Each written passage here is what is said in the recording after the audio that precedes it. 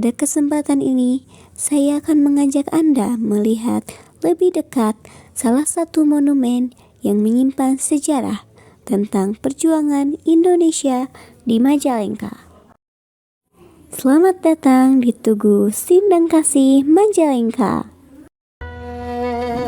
Tugu Perjuangan Sindang Kasih dibangun untuk mengenang pertempuran sengit antara pasukan Sindang Kasih melawan tentara Belanda pada tahun 1947.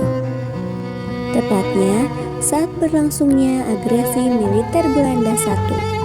Pertempuran tersebut terjadi di Tanjakan Kaungluwu. Pada masa itu, pasukan yang dipimpin oleh Abdul Ghani dan Affandi berusaha menghadang patroli Belanda yang hendak memperkuat penguasaan wilayah. Meskipun pada akhirnya Belanda berhasil melewati lokasi tersebut, keberanian para pejuang Sindang Kasih tetap dikenang sebagai tindakan heroik dalam mempertahankan kemerdekaan. Setiap relief dan bentuk pada tugu ini menjadi pengingat bahwa perjuangan menuju kemerdekaan bukanlah hal yang mudah. Banyak pengorbanan yang harus dilakukan, dan jasa para pejuang inilah yang membuat kita dapat menikmati kebebasan hari ini.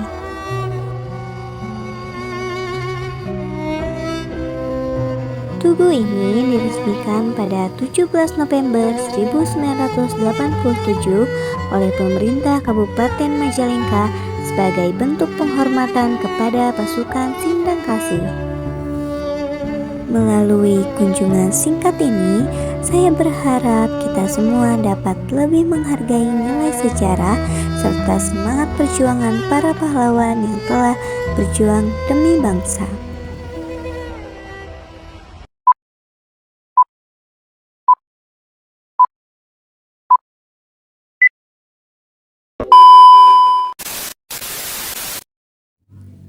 Setelah perjalanan tadi, aku lanjut menuju salah satu tempat bersejarah yang ada di Majalengka, yaitu Goa Jepang di daerah Tonjong. Dari luar, mungkin terlihat seperti bangunan tua biasa, tapi sebenarnya tempat ini punya jejak sejarah yang cukup kelam dari masa penjajahan Belanda dan Jepang.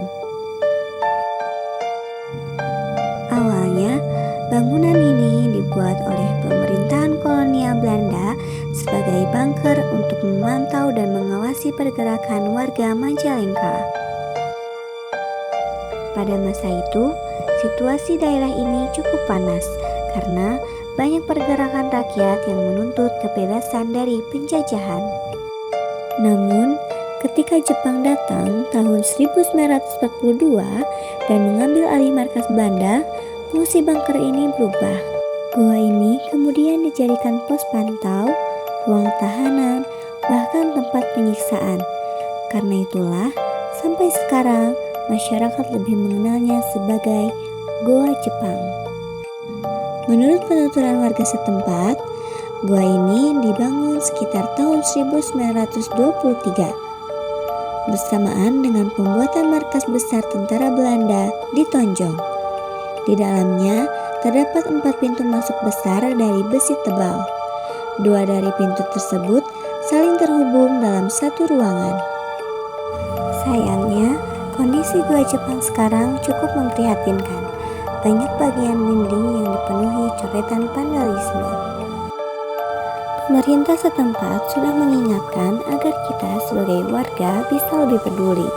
Kalaupun belum bisa ikut melestarikan, setidaknya jangan merusak.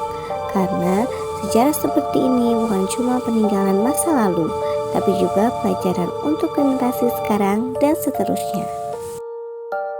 Sekarang, aku mau lanjut jalan sedikit ke dalam guanya, ditemani oleh warga sekitar. Dan kalian bisa lihat sendiri bagaimana kondisi di dalamnya.